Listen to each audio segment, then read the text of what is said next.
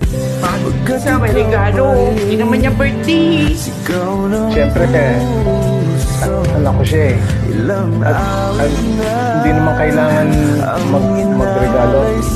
Maski hindi naman birthday. At saka, lagi niya akong pinasasaya. Ikaw, isa may wish ka. Hindi ko naman po birthday. Pero, sige, may message na lang ako. Happy birthday, Tay. Alam niya po, nung namatay si Mama, hindi ko po alam kung kakayanin ko na malagaan kayo. Kasi special po kayo eh. Kailangan niyo rin ng special na pag-aalaga. Pero kinaya ko po yun. Sinubukan kong kayanin. Ino ka lang. Sabi ko.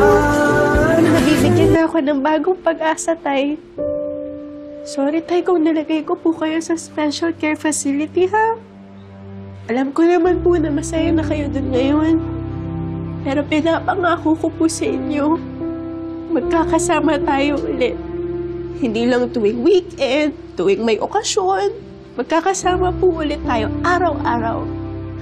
Tatrabahuhin ko po yun, ha? Alam niyo po bakit? Kasi kayo po yung kutsara. Tapos, ako po yung tinitor. Magkapares, magkatuwang. Pwede naman gamitin ng magkahiwalay, di ba? Pero, mas maganda kung magkasama. Mahal na mahal ko po kayo, Tay.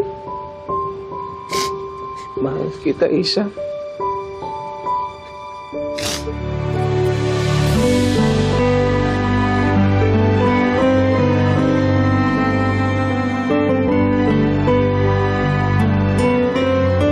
Hindi ako mapapagod.